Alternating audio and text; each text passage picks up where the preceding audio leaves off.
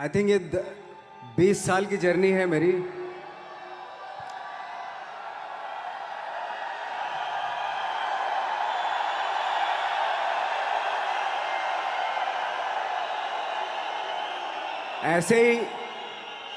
ऐसे जब 20 साल पहले मैं खड़ा हुआ था ऐसे किसी ऑफिस में जाके, तो मुझसे पूछा गया था कि क्या है। किसी डायरेक्टर के असिस्टेंट ने पूछा था क्या है। मैंने कहा एक्टर हैं। बोले दिखने से तो लगते नहीं हो एक्टर हो। तो क्या होता था कि इंडस्ट्री में हमेशा ये चलन था कि एक्टर हीरो जो होता है वो 6 फुट का होता है और गोरा होता है और लंबा चौड़ा बल्ले छल्ले होते हैं। मतलब हम तो बस ऐसे ही चले गए थे, ऐसा ऐसा ऐसा समझता था वो। और शिप्रा, मैं ये आपको यकीन दिलाना चाहता हूँ इस चीज़ का कि मेरे खुद के रिश्तेदारों ने भी, जब मैंने उनसे इच्छा जाहिर की कि मैं एक्टर बनना चाहता हूँ, तो उन्होंने भी मुझे डीमोरलाइज किया कि पहले शक्ल तो देख ले अपनी। क्योंकि 5 फुट का छोटा पतला दुबला सा आदमी, काला कलूटा, मुझे खुद को पता नहीं था कि इंडस्ट्री में मेरा क्या हाल होगा। बट एक जिद थी, और हजारों लाखों, मतलब सालों साल से इंडस्ट्री में सिर्फ यही चलन था कि एक्टर तो, हीरो तो जो है ऐसा होता है। लेकिन इन सब ऑड सिचुएशंस के बावजूद भी गए। लेकिन एक चीज़ मेरे दिमाग में थी कि जो सब कर रहे हैं वो नहीं करना है, तो अलग क्या करूं, अलग क्या होना चाहिए। उसके लिए ट्रेनिंग की ज़रूरत थी, जो मैंने नेशनल स्कूल ऑफ ड्रामा में आके ट्रेनिंग ली। 3 साल मैंने एक्टिंग की पढ़ाई की वहाँ पे, और अपनी एक क्राफ्ट के बारे में समझा कि एक्चुअली इस पर्सनैलिटी में अगर मैं लोगों को इम्प्रेस करना चाहता हूँ, उसके लिए एजुकेशन की बहुत ज़रूरत है। या जो भी आप काम कर रहे हो उसमें क्राफ्ट, उसका एक्सपर्ट होना बहुत ज़रूरी होता है। ऐसे ही हवा में नहीं कि जैसे पहले होता था, अरे यार तो बहुत खूबसूरत दिखता है, फिल्मों में जाके काम करना शुरू कर दे। ऐसा नहीं, किसी चीज़ को बारीकी से जानना, उसके लिए ट्रेनिंग की, एक्सपर्ट्स की, एक्सपीरियंस की ज़रूरत होती है। तो मैंने ट्रेनिंग ली नेशनल स्कूल ऑफ ड्रामा से, और 2000 में मैं पहुंच गया मुंबई। मुंबई पहुंचने के बाद जब हम किसी ऑफिस में जाते थे,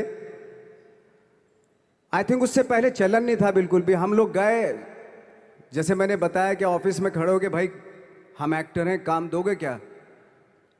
तो बोले पहले हुलिया तो देख अपना तू। तो ये हर बार सुनने के लिए मिलता था, और वो बात भी सही थी, क्योंकि उससे पहले कभी कोई आपने देखा नहीं होगा कोई इतना बड़ा, कोई इतनी सी पर्सनैलिटी का 5 फुट 6 इंच का आदमी, पतला दुबला सा मरियल सा, कि कभी ये इस तरह के लोग एक्टर भी बन सकते हैं, हीरो भी बन सकते हैं, स्टार भी बन सकते हैं। ऐसा चलन था ही नहीं। मैं कॉन्फिडेंट था बिकॉज ऑफ माई ट्रेनिंग। मैंने ट्रेनिंग ली थी और अपनी क्राफ्ट के बारे में बहुत अच्छे से जानता था मैं, और उस चीज़ का सिर्फ कॉन्फिडेंस था मुझे कि आज नहीं तो कल, कल नहीं तो परसों, या 10 साल या 20 साल या 30 साल, 30 साल के बाद नंबर ज़रूर आएगा मेरा। मैंने कभी भी अपने को टारगेट नहीं दिया मैंने कि अगर 2 साल ट्राई करके देखता हूँ, उसमें अगर हो गया तो ठीक है, वरना कोई दूसरा फील्ड अपना लूँगा। ऐसा कभी नहीं। जिस चीज़ का पैशन होता है, जज्बा होता है, अगर आप दिल से चाह लो ना, तो पूरी दुनिया झुक जाती है उसके ऊपर। उसको पूरा करने के लिए पूरी कायनात एक हो जाती है कि इस आदमी की जिद के लिए, इस आदमी की जिद के आगे झुकना पड़ेगा, और पूरी दुनिया झुकती है आपकी जिद के आगे। लेकिन आपको जिद्दी होना पड़ता है, आपको बहुत सारे सेक्रीफाइस भी करने पड़ते हैं, क्योंकि ये आपने चाहा है। परीक्षा देनी पड़ती है आपको, जितना बड़ा इम्तहान होगा उतनी बड़ी परीक्षा भी देनी पड़ेगी। आसान काम नहीं है। छोटे छोटे टारगेट बनाएंगे तो छोटों में निपटारा हो जाएगा। हमेशा अपने आप को टारगेट बढ़ा दो। तो उसके लिए हमेशा अपने आप को अनकंफर्ट जोन में डालो, कि जो इम्पॉसिबल है उसको पॉसिबल करने की शिद्दत, पैशन आपके अंदर होना चाहिए, वो हो जाता है। आज जो दुनिया में इतने सारे एक्सपेरिमेंट हुए हैं, ये सिर्फ इसी बिना पे हुए हैं, पागलपन के जरिए ही हुए हैं ये सारे एक्सपेरिमेंट। एक मैंने कहीं सुना था कि जब आप एक्सपेरिमेंट करते हैं तो फेलियर भी होते हैं, कई बार फेलियर होते हैं। कोई एक एक्सपेरिमेंट करने के लिए, कोई एक चीज़ करने के लिए बहुत बार हमने भी झेला है, बहुत बार फेलियर हुए हम लोग। लेकिन एटलीस्ट हमें इतने सारे फेलियर होने से इतने तरीके पता चले कि इन तरीकों से सक्सेस नहीं मिल सकती। फॉर एग्जाम्पल, एडिसन ने जब बल्ब का आविष्कार किया तो 100 बार एक्सपेरिमेंट किए अपनी ज़िंदगी में। 100 बार एक्सपेरिमेंट करने के बाद जब उसको पता चला कि अरे फॉर्मूला तो ये था बल्ब बनाने का, तो एटलीस्ट उसको ये, उसके साथ साथ उसको ये भी पता चला कि 100 जो तरीके हैं, 100 तरीकों से बल्ब नहीं बनता, ये भी पता चला उन फेलियर्स में उसको।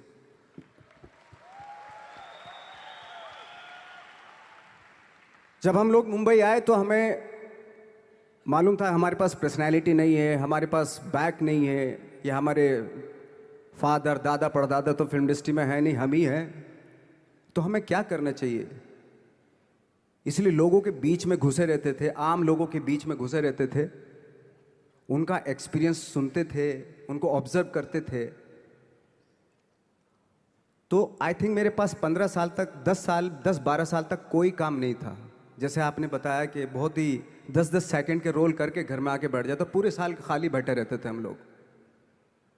लेकिन एक चीज़ थी कि लोगों के बीच में रहते थे। लोगों के बीच में रहने से ये एहसास हुआ हमें कि तरह तरह के लोग हैं, लेकिन हमारी इंडस्ट्री में सिर्फ एक ही तरह की एक्टिंग होती है।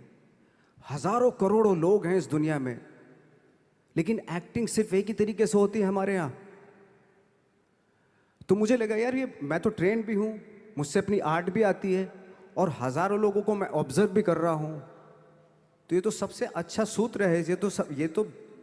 ये इससे तो मैं बहुत कुछ कर जाऊँगा। तो जब ये सूत्र पता चला मुझे कि अब मैं ये जो हजारों लोगों को मैंने ऑब्जर्व किया है, अब जब भी मुझे कोई रोल मिलेगा उन्हीं में से वो एक इंसान होगा। उसी में वो ठाकरे, बाला साहब ठाकरे होंगे, उसी में मंटो होगा, उसी में गणेश गायतोंडे होगा, उसी में फैजल खान होगा, उसी में माजूमदार साहब होंगे। तो इस तरह के, ये कब हुआ? जब हमने लोगों को ऑब्जर्व करना शुरू किया, लोगों के बीच में रहे। मैं 15 साल के बाद जो मेरी लाइफ थी जिसमें खाने तक को नहीं मिलता था, अब फॉर्चुनेट अपने आप को समझने लगा था कि थैंक गॉड कि मुझे ऐसे लोगों के बीच में मुझे रहने का मौका मिला। तो कभी भी, आई थिंक मुझे लगता है कि कभी भी जब आप स्ट्रगल कर रहे होते हैं ना, वो एक मौका होता है आपके पास, वो एक चांस होता है आपके पास कि कैसे उसमें आप अपना ऑब्जर्वेशन, एक्सपीरियंस, जब आपको काम मिलेगा वो उसमें लगाएंगे आप। तो मेरी लाइफ बहुत ही, आज जब मैं सोचता हूँ कि यार ये तो बहुत ही अच्छा हुआ, तो जो 15, 10, 12 साल मैंने बिना काम के गुजारे, जो लोगों के बीच में रहा था मैं, आज वो काम आ रहा है मेरे। जहाँ ज़रा सा कोई कैरेक्टर मिलता है तो आदमी इसलिए कनेक्ट करता है उनसे कि उनको लगता है कि यार ये तो मेरे पड़ोस का ही, आसपास का ही ये बंदा है। मैंने देखे हैं इस तरह के लोग। आई थिंक यही हमारी सबसे बड़ी जीत है as an actor.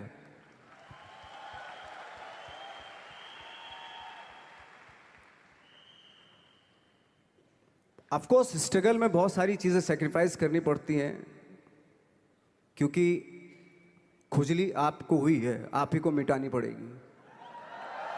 You know, आप जो आप हैं वो आपने बनना चाहा था, और अगर डिसअपॉइंटमेंट आ रहे हैं तो आप तो कंप्लेन भी नहीं कर सकते, क्योंकि आप ही ने चाहा था ये बनना।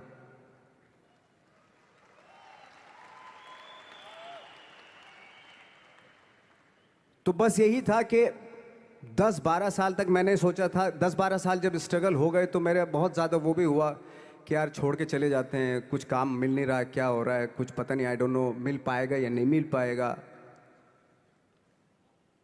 फिर ये होता था कि नहीं, मेरी मदर जो है ना एक लेटर लिखती थी मुझे हमेशा। तब मोबाइल नहीं आए थे, पेजर आए थे, तो पेजर यहाँ पे लगा के चलते थे हम लोग।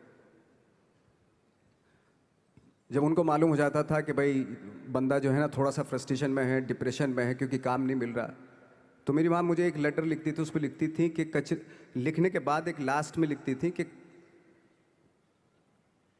12 साल में कचरे के दिन भी बदलते हैं, तू तो इंसान है, तेरा दिन भी बदलेगा।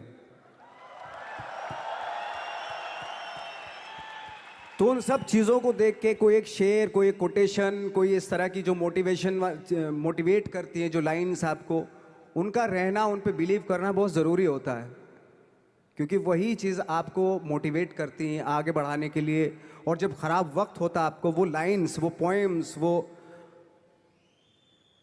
सारी चीज़ें आपको संबल देती हैं, मजबूती देती हैं, ताकत देती हैं। और मैं जिस गांव से आया था, डिस्ट्रिक्ट मुजफ्फरनगर के एक छोटा सा गांव था बुढ़ाना। जब हमने शुरुआत की थी वहाँ पे, जब मैं था वहाँ पे लाइट भी नहीं थी। 1 घंटे के लिए रात में कभी आ गई, या 1 महीने के बाद हल्का सा मुंह दिखा के चली गई। इस तरह की लाइट इस तरह होती थी। वही लैंप में पढ़ना स्टार्ट किया, लैंप। तो छोटे से गांव से आने के बावजूद फिर दिल्ली मतलब छोटा सा, उससे बड़ा शहर भी हमें ऐसा लगता था पता नहीं क्या है, मतलब डर लगता था। मैं जब मुंबई में आया था तो मैं 15 दिन तो घर से बाहर ही नहीं निकला था, क्योंकि इतनी स्पीड देख रहा था मैं कि इतनी स्पीड में तो हम चल ही नहीं पाएंगे, इस शहर के साथ शायद हम कनेक्ट नहीं कर पाएंगे बिल्कुल भी।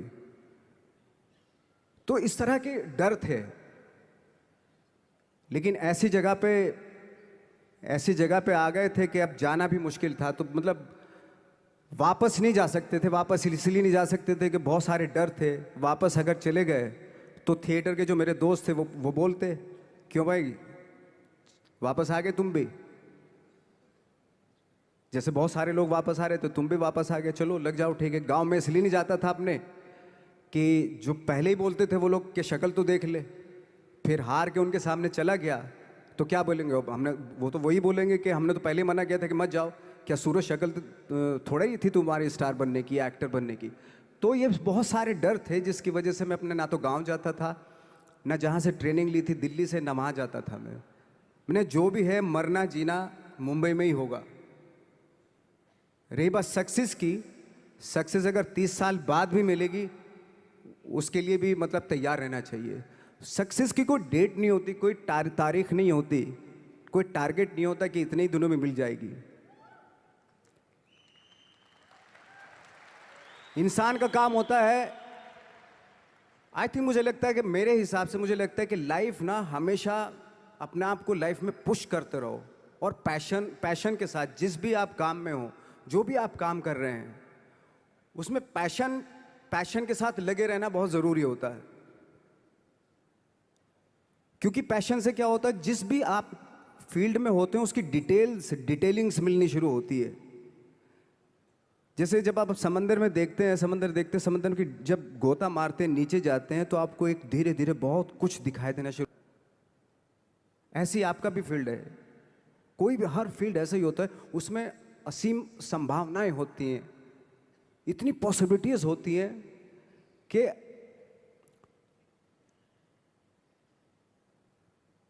आई थिंक दुनिया का हर काम में इतनी सिर्फ अगर एक दर्जी है पैंट सीता है, 1000 तरीके की पैंट सी सकता है वो, अगर वो चाहे तो। अगर उसने नहीं चाहा तो वो जो ट्रेंड चला रहा है वही सीता जाएगा। लेकिन अगर उसने चाह लिया कि मैं ऐसा कुछ करता हूँ, तो 1000 तरीके की पैंट उसी में 1000 तरीके की सी देगा वो पैंट। ऐसे हर फील्ड में पॉसिबिलिटीज़ बहुत होती हैं, और एक परफेक्शन होता है। फॉर एग्जांपल जैसे हम लोगों ने ट्रेनिंग इसलिए ली कि परफेक्शन आ जाए अपने काम में।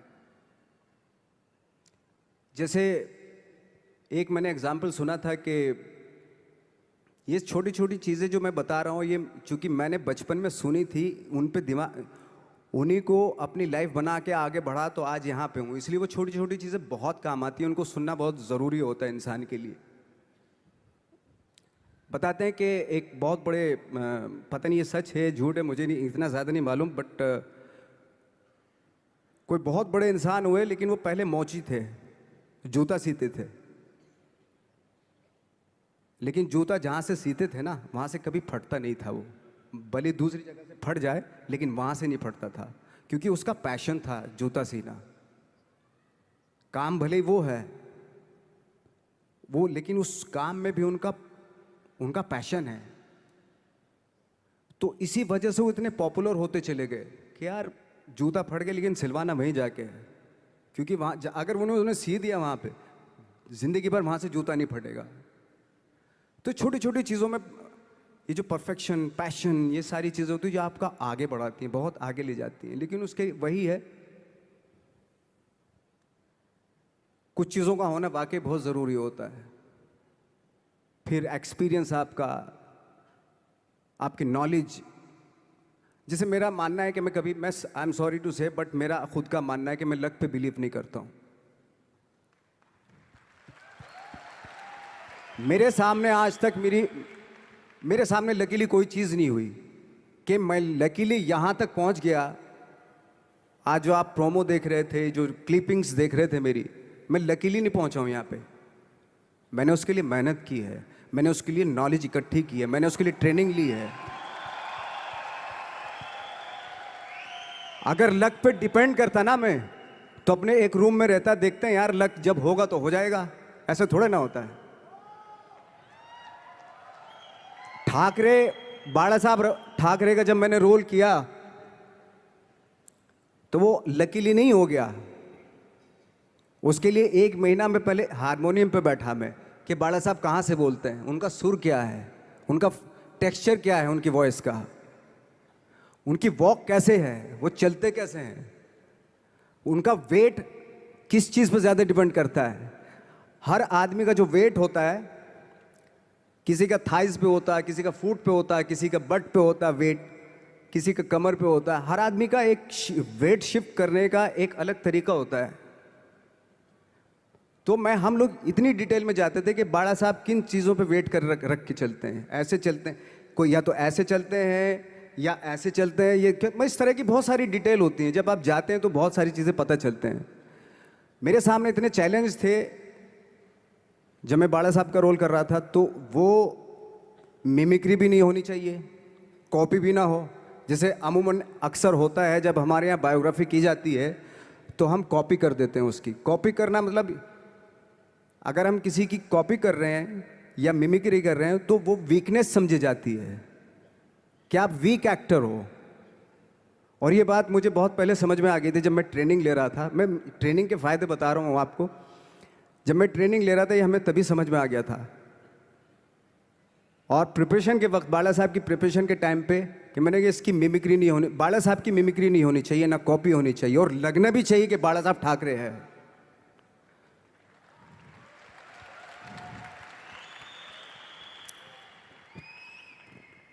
क्योंकि चैलेंज ये था कि हजारों लाखों वीडियोस हैं बाला साहब ठाकरे के, हर आदमी ने देखे हुए हैं, सब ने देखे कि बाला साहब कैसे बोलते हैं, कैसे हाथ को ऐसे ले जाते हैं।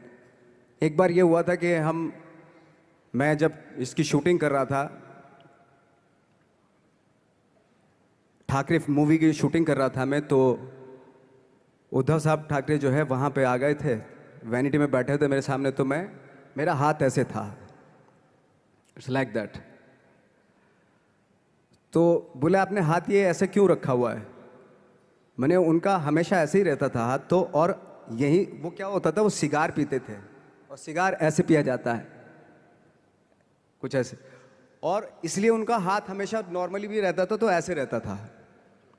और यहीं से जब स्पीच देते थे यहीं से ये जाता था, जो उनका सिग्नेचर वो जेस्चर था।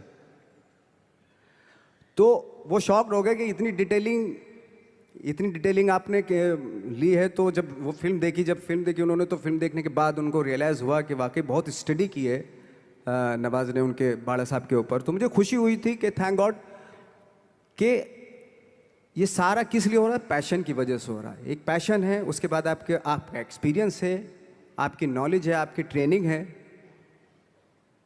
उससे ये सारी चीज़ें निकलती हैं। लाइक मंटो, ये जितने भी कैरेक्टर्स हुए वो सब हवा में नहीं हुए या लकीली नहीं हो गए। उनके लिए बाकायदा बहुत छोटी छोटी मेहनत की, छोटी छोटी डिटेल इकट्ठी की गई, स्कोर बनाया उसका, उन डिटेल्स का, तब जाके वो कैरेक्टर जो आप देखते हैं वो एक अलग इंसान दिखता है। वो मैंने कभी भी हीरोइज्म या इन सब चीज़ों पे बिलीव नहीं किया। जब आज मुझे बोलते हैं कि तुम तो स्टार हो, मैं सच आज भी मुझे यकीन नहीं होता कि मैं स्टार हूँ। मुझे लगता है कि मैं एक्टर ही हूँ, और मैं आज भी ढूंढने की कोशिश कर रहा हूँ, नई नई डिटेल्स ढूंढने की कोशिश कर रहा हूँ कैरेक्टर्स की। स्टार्स का क्या होता है कि जब स्टार होता है एक जैसा होता है और 30-40 साल तक एक जैसा करता चला जाता है वो। मुझे वो नहीं बनना। अगर मैं ये करूं तो शायद दूसरे दिन ही बोर हो जाऊंगा मैं। मुझे हर रोज नए कैरेक्टर ढूंढने हैं।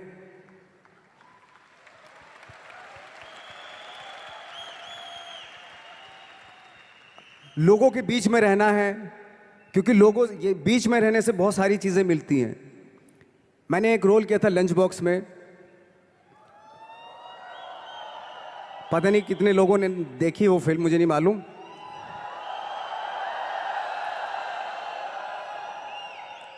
उसका कोइंसिडेंट ऐसा हुआ कि मेरा जो दोस्त था, जो मेरे रूम पार्टनर स्ट्रगल के टाइम पे मेरे साथ रहता था, तो मैंने उसी को सेम उसी की डिटेल मार दी उसमें फिल्म में। जब पिक्चर रिलीज हुई तो उसने देखी, उसको लगा अरे ये तो मैं हूं। अब वो भी एक्टर था। उसके बाद जब वो फिल्म इंडस्ट्री में किसी के पास काम मांगने जाता था तो लोग उसको बोलते थे यार ये ऐसा मत कर, ये नवाज ने कर दिया, कुछ दूसरा कर। तो बोलता हम तो ओरिजिनल में ही ऐसे हैं, उन्होंने हमारा कॉपी किया है। कहने का मतलब ये है कि लोगों के क्या होता है, स्टार्स हमेशा शीशों के घरों में रहना शुरू कर देते हैं। उनको बांद्रा में, उनको मतलब किसी ऐसी जगह पे रहते हुए ये नहीं मालूम कि दूसरी जगह क्या है। अगर आप चाहते हैं रोज हर फिल्म में एक नई पर्सनैलिटी क्रिएट करें तो लोगों के बीच में रहना पड़ेगा आपको। भले थोड़ी परेशानियां होती हैं बट रहना पड़ेगा उनके बीच में। मेरा तो ऐसा मानना है।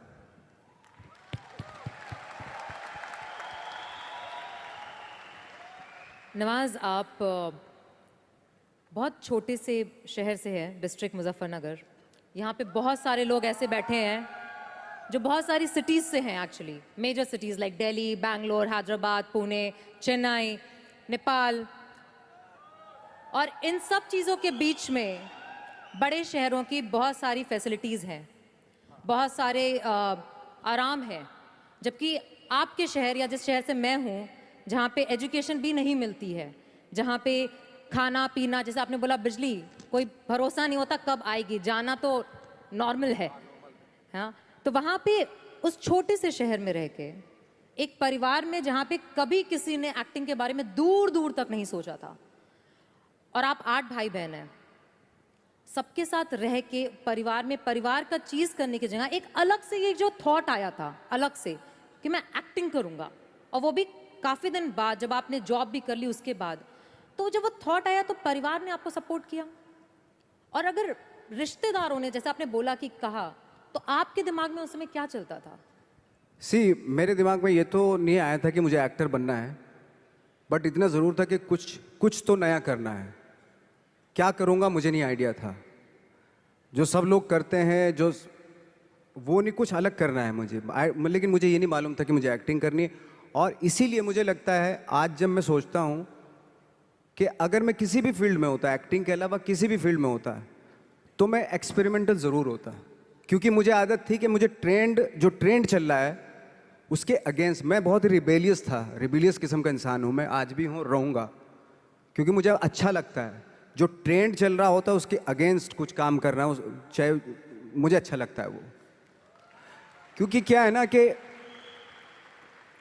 जो चलन चल रहा है, आई थिंक उसको बहुत आसान है उस चलन के साथ चलना। उसके अगेंस्ट चलना, उसके लिए सालों लग जाते हैं।